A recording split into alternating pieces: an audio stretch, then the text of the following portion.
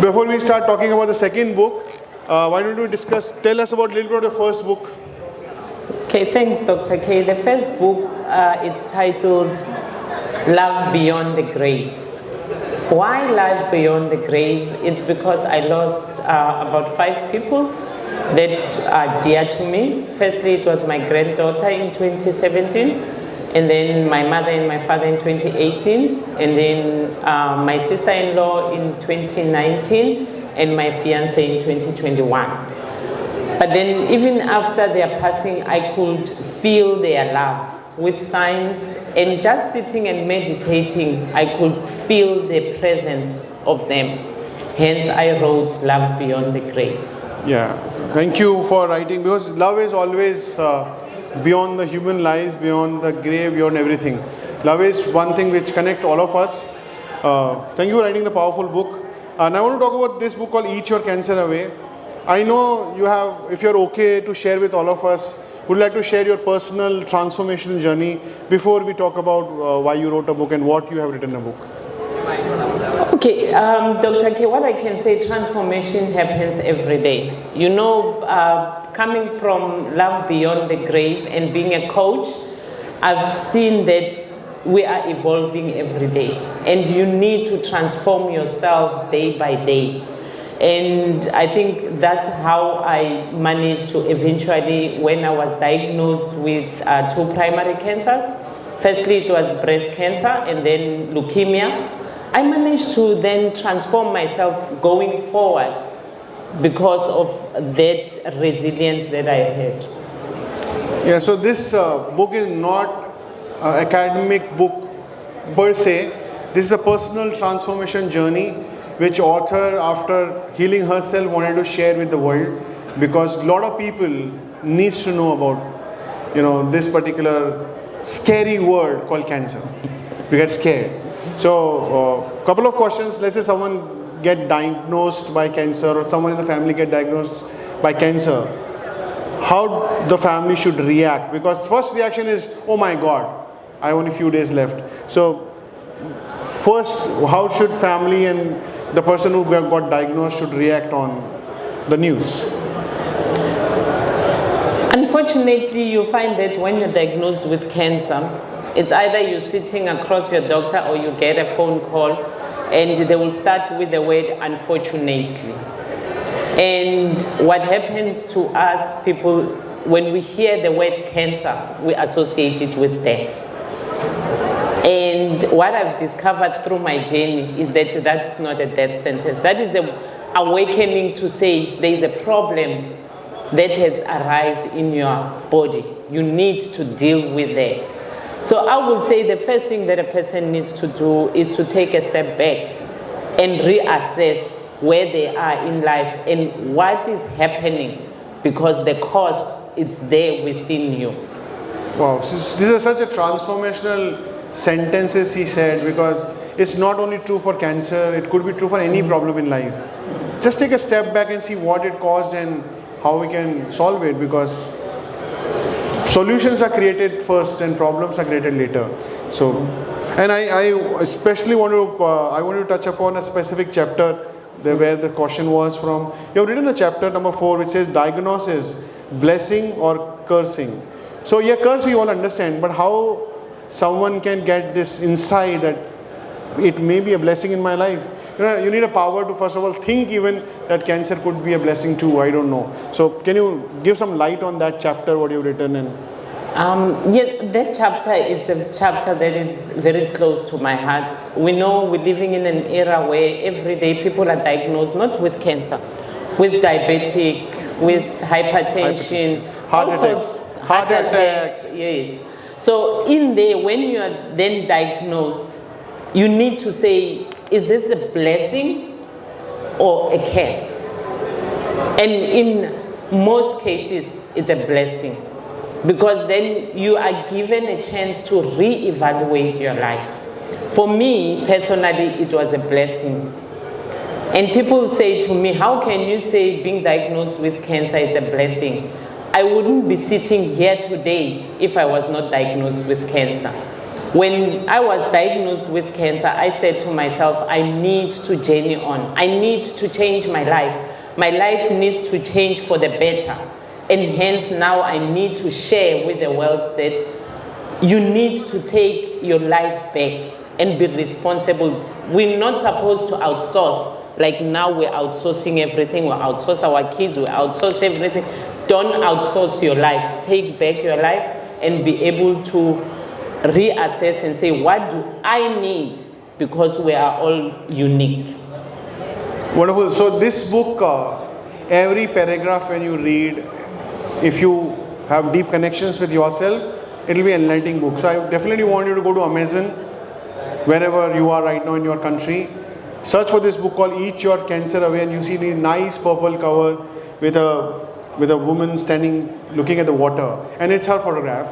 And you can buy this book, and I would say your journey would go into a different direction just because of reading this book. I want all of you to read this book. I don't want to discuss all the chapters, though it will take a lot of time to me, one. And second, when you read it, you will have your own discoveries, rather you listen to it.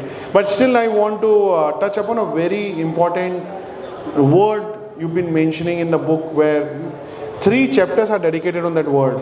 I would call it divine partners, divine tools, and divine light. So there's a common word called divine. And I know, because we've been discussing a lot offline, that your journey is being guided by divine, and those divine we all have we are surrounded by the divine, but we never saw. So do you want to touch upon how you encountered, experienced divine in your life, and then how you use these things to recover or heal yourself? Yes. What I can say first is that the word divine to me is very close to my heart, because I do believe that God is carrying me throughout the years since I was born. And what I found when looking back at where I started my journey, I saw there were people that were placed in my path that at the end, when I look back and I said, yes, these are divine partners. And alternatively, I had tools that I was taught. Some of them getting through the social media, but there are tools. And when I looked at the tools, they made difference in my life. And hence I said, it's divine. Because I met people at the right time, at the right place, for a right reason. And once I went through that journey, those people are still there, but we are no longer that close, because they managed to move with me. Hence I said it's divine. And when we come to tools, these are tools that everybody knows. But then we say meditating, yoga, you can use crystals. And the most important one is the water. When you have got water, bless your water, because the water will change its molecular structure and heal you. But then all these, for me, I call them divine, because God put them in my path to help me. Yeah, rather my next question, which you already answered, was, I know you have been talking about multiple tools, but if you want to give importance to one of the tool which you think is easy to use and very powerful, which you already gave an answer, is water. So one homework for all of us who are listening right now in the room, or you're listening to us recording on YouTube or Instagram, one homework I have for all of you is, I want you to take a glass of water in your hand, close your eyes, and give very powerful positive affirmation to water. Say, water, I love you, you are very powerful, you create a lot of harmony in my life, you bring promotions in my life, whatever you need. Give positive affirmations to the water and mindfully sip that water. Do you feel the change of flavor? That we want to know in the comments box if you're looking online. Do you feel the change in the taste? I tried it and I felt it a little more sweeter. I don't want you to trust me, try it yourself, so you would know. And the power of water is so much that you ask anything, it will give you. So do you want to touch upon a little bit on healing power of the water, and so when they experiment it, they know water works, so they can use healing powers. Healing powers, yes. I think, Dr. K, what I can say is to be conscious when you're doing it. Be conscious. Be conscious, because when you are not conscious, you won't be able even to feel the difference. So what I can say in another words, be mindful, be present with the water, then you'll be able to feel the effect. So once you have said the positive words and you look at the words and you look at the water and say, this water is blessed, this water is healing my body, and you drink it consciously, then you will feel the difference. Yeah, and just a thought came to my mind. Even whatever religion you follow, all the religions has given a lot of importance to water. Whether it's Hinduism, we have rituals on water for purification. We have Christianity, where very powerful rituals goes in for water for, again, we call baptism and a lot of other activities. Even in Islam, we have use of water for purification and a lot of other things. So religions has acknowledged, religious books have acknowledged, and now we have author of a book called Eat Your Cancer Away. She has acknowledged that the same water in your house can also heal you, not only for cancer but anything what you need in your life. So you can get everything from the water.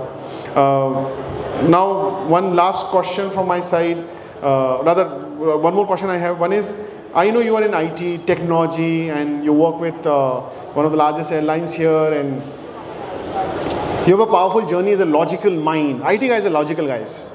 You know, everything coding, and you define everything. And what you've written is undefined. So where does this inspiration of writing book comes to your life? Somebody asked me the same question last week, and they asked me because I was taking them through a hypnosis session, and they said, you are in IT, I'm in IT, and for me things need to be logical. And I said, in the spirit world there's no logic. There's no logic. You just have to be aware and be there and be ready to go anywhere. So what I would say, Dr. K, is that once you have the desire to help people, you can't put or keep everything to yourself. What you need to take it out there so that other people can change their lives. Wow. And one last question is, do you want to give a message to your own old 18-year or 18-year listening to us is the same thing for me, but let's make it simple. So what message you want to give it to yourself when you were 18-year-old? When I'm? What suggestion and a message, if you have a time machine, okay, you go back when you were 18 and you wanted to say something to yourself, so you get a better way of looking at the world, what suggestion would you give it to yourself when you were in 18? Spread your wings. Spread your wings. Okay, thank you very much. And that's why we are called Wings Publication. I'm just kidding. Yes, spread your wings for sure, because we are born with wings. Somehow we know it, but we never realize we are not awakened. Let me quickly tell you, how many of you know you are breathing? When you give a focus, you know you are breathing. But most of the time you don't even know you are breathing. That happens with our wings too. We have wings because you don't give focus, you don't know how to use it.